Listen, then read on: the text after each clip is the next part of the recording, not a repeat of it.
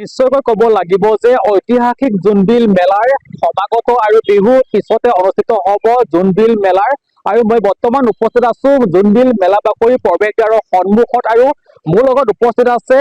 তিৱাৰ ৰাজদৰবাৰৰ সভাপতি জো সিং বৰদলৈ আৰু ঐতিহাসিক জোনবিল মেলাৰ বাকৰি সন্দৰ্ভত মন্তব্য ল'বলৈ চেষ্টা কৰিম কি কৰে প্ৰসংগত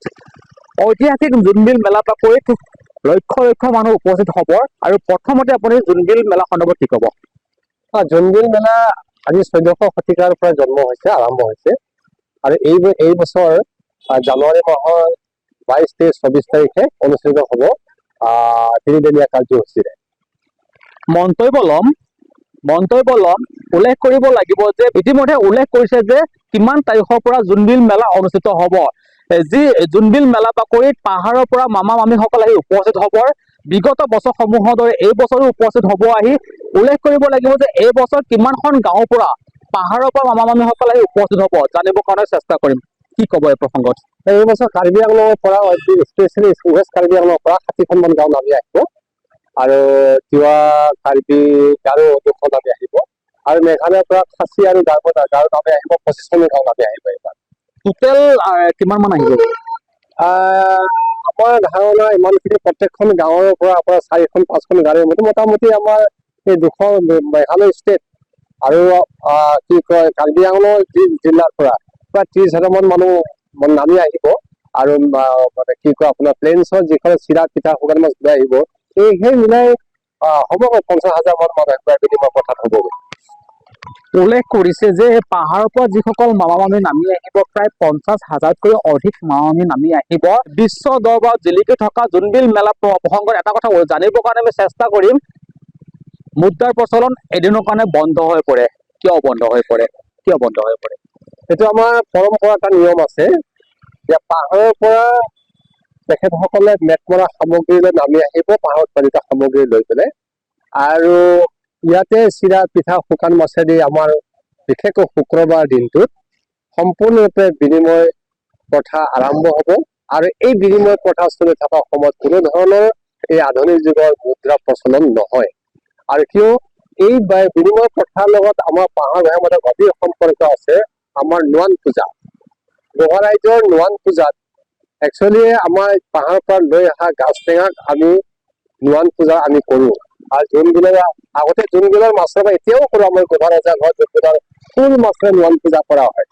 গতিকে নোৱান পূজা কৰিবৰ কাৰণে আমি ইয়াতে গাছ টেঙা অৰ্থাৎ খৰিচা টেঙা যদি সলনি কৰি লওঁ মানে কি চিৰা পিঠাৰ লগত তেতিয়া আমাৰ ইষ্ট দেৱতাই সন্তুষ্ট হয় বুলি আমাৰ জনবিশ্বাস সেইকাৰণে এই দিনটো বিনিময় প্ৰথাৰ দিনটো আটাইতকৈ ডাঙৰ দিন মামাই আনি বুলি কওঁ আমি তিৱা ভাষাত যে মামাই আনি বুলি কয় এই সম্পৰ্কটো অতি গভীৰ সম্পৰ্ক আৰু ইয়াৰ যদি মৰম শ্ৰেণী আছে সমন্বয়ৰ বাৰ্তাটো সোমাই আছে উল্লেখ কৰিব লাগিব যে জোনবিল মেলা ঐতিহাসিক জোনবিল মেলা বাকৰিত জনসমুদ্ৰত পৰিণত হয় লক্ষ লক্ষ মানুহ আহি উপস্থিত হয় এই বছৰ কিমান মানুহৰ আদৰণি জনাবলৈ সাজু হৈছে জোনবিল উদযাপন সমিতি কি ক'ব আমি ইতিমধ্যে যোৱা বছৰ বা আগৰ বছৰ চাই পেলাই এইবাৰ আমি সম্পূৰ্ণ প্ৰস্তুতি চলাইছো ইতিমধ্যে জিলা প্ৰশাসনেও জিলা আয়ুক্ত মহোদয়েও সহযোগিতা কৰিছে আৰু এইবাৰ আমাৰ 5 লাখৰ পৰা 6 লাখ মানুহ ইয়াত সমাগম হ'ব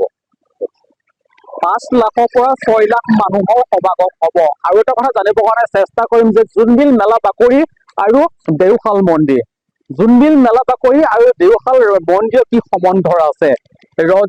ৰজাৰ সেই পৰম্পৰা ঐতিহাসিকৰ যি মন্দিৰ সেই মন্দিৰ লগত কি সম্বন্ধ আছে জোনবিল মেলাৰ জানিবৰ কাৰণে চেষ্টা কৰিম দাদা কি ক'ব গোভা দেওৰজাৰ 4 ভাই দেওশাল শিৱ থানখন গোভা ৰজাই প্ৰতিষ্ঠা কৰিছিলে আৰু সেই প্ৰতিষ্ঠাৰ কালৰ দিন ধৰি ইয়াতে মেলা অনুষ্ঠিত হৈছে আমাৰ তিৱাসকলৰ গোভা ৰাজ্যৰ ৰজা বা তিৱাসকলৰ এটা জনবিশ্বাস আছে যে জোনবিল মেলা পতাৰ আগতে প্ৰথমতে আমি থানত গোভা থানত মাংগলিক পৰ্ব কৰিব লাগে আৰু মাংগলিক পৰ্ব কৰি পেলাই আমি তাত কণী কাটিলে আমাৰ এই বছৰ জোনবিল মেলা ভাল হ'বনে নহ'ব সেইটো আমি মহলা চাওঁ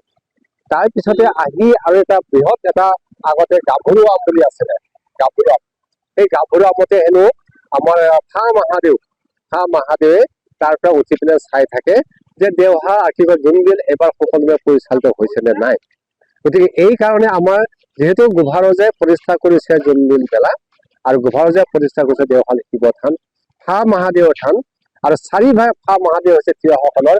আটাইতকৈ সৰ্বোচ্চ দেৱতা। সেই সৰ্বোচ্চ দেৱতা তাতে আমি মাংগলিক কৰ্ম কৰো। আৰু জোনবিল মেলাৰ ভালৰ কাৰণে তেখেতে হেনো গাভৰু আমতে উঠি পেলাই চাই থাকে যে এইবাৰ জোনবিল মেলা ভালে কুশলে হওক, জনসাধাৰণৰ মংগল হওক, এই প্ৰবাদটো আছে। গতিকে এই জোনবিল মেলাৰ লগত দেওশাল শিৱ থান এইটো এটা সম্পৰ্ক আছে। কিমানজন ৰজাৰ এইবাৰ পদাৰ্পন্ন হ'ব? আমাৰ এইবাৰ 22জন ৰজা পদাৰ্পণ হব। 7 ৰজা, 5 ৰজা, স্বতন্ত্ৰ ৰজা আৰু আমাৰ গোভা ৰজাকে আদি কৰি গোটেই ৰজাবিলাকে দুপৰীয়া চহৰী নেলি চবেও 22জন ৰজা পদাৰ্পণ হব। আৰু সেই 22জন ৰজা যি দৰবাৰ হব তাতে আমি মুখ্যমন্ত্ৰী ডাঙৰীয়াক আমি আমন্ত্ৰণ জনাইছো, তেখেতে নিশ্চয় আহি পাব। উল্লেখ কৰিব লাগিব যে বিশ্বত জিলিকি উঠাৰ জোনবিল মেলাৰ সন্দৰ্ভত ইতিমধ্যে তিৱা ৰাজদৰবাৰৰ সভাপতি জোৰসিং বৰদলৈ এনেধৰণে মন্তব্য কৰিছে আৰু বিভিন্ন কথাৰে উপস্থাপন কৰিছে। জোনবিল মেলা আৰু দেওশাল মন্দিৰৰ মাজত কি সম্বন্ধ আছে সেই সম্বন্ধৰ বিষয়ে ইতিমধ্যে উল্লেখ কৰিলে। কিমান তাৰিখৰ পৰা জোনবিল মেলা অনুষ্ঠিত হ'ব সেই প্ৰসংগটো উল্লেখ কৰিলে। কিমান মানুহ জনসমাজত পৰিণত হ'ব সেই কথাও উল্লেখ কৰিলে। মত বিনিময় কৰিবলৈ কিমান পাহাৰৰ পৰা মামালয়সকল আহি উপস্থিত হ'ব সেই কথাৰো ইতিমধ্যে উল্লেখ কৰিলে। কিয়ৰ মুদ্ৰা প্ৰচলন এদিনৰ কাৰণে বন্ধ হৈ পৰে সেই কথাৰো উল্লেখ কৰিলে। শেষত তিৱা ৰাজদৰবাৰৰ সভাপতি জোৰসিং বৰদলৈ জোনবিল মেলা সন্দৰ্ভত কি ক'ব, জনসেৱাৰ উদ্দেশ্যে কি ক'ব জানিবৰ কাৰণে চেষ্টা কৰিম। কি ক'ব দাদা? জোনবিল মেলা ইতিমধ্যে বছৰে বছৰে হৈ আহিছে। 1400 শতিকাত ইতিমধ্যে এইটো জন্ম হৈছে আৰু তেতিয়াৰ পৰাই আমাৰ জোনবিল মেলা আগৰ দৰে বিনিময় প্ৰথা সম্পাদিত হৈ আহিছে। আৰু স্বীকাৰ কৰিব লাগিব যে আজিকালি জলবায়ু পৰিৱৰ্তনৰ কাৰণে কিছুমান বস্তু উৎপাদনটো কমি স্বত্তেও তাৰ পৰা জনসাধাৰণে বস্তু ইয়াত মেলা কৰিবৰ কাৰণে বিনিময় কৰিবৰ কাৰণে বস্তু উৎপাদন কৰে। গতিকে এনেধৰণৰ পৰম্পৰা মেলাখন, ৰজাদিনীয়া মেলাখন যাতে শান্তিপূৰ্ণভাৱে পৰিচালিত হয়। গতিকে জাতি জনগোষ্ঠী সকলোকে দলে বলে যোগদান কৰিবলৈ আমি আহ্বান জনাইছো। আৰু এনেহেন কি পৰম্পৰা মেলাখনক কোনো সকলো দলে বলে যোগদান কৰি শান্তি সম্প্ৰীতি অটুট ৰাখি মেলা উপভোগ কৰিবলৈ, মেলাত আহিবলৈ আমি সকলোৰে বিনম্ৰভাৱে অনুৰোধ জনাইছো। এনেধৰণে ঐতিহাসিক জোনবিল গোভাৰ দেওৰজাৰ জোনবিল মেলাৰ বাকৰি সন্দৰ্ভত উপস্থিত হোৱা সমান্তৰাল বিভিন্ন ধৰণৰ বিষয়ে জানিবৰ কাৰণে চেষ্টা কৰি থাকিম বা জনাবৰ কাৰণে চেষ্টা কৰি থাকিম। চাই থাকিব এনি ভাৰত 24।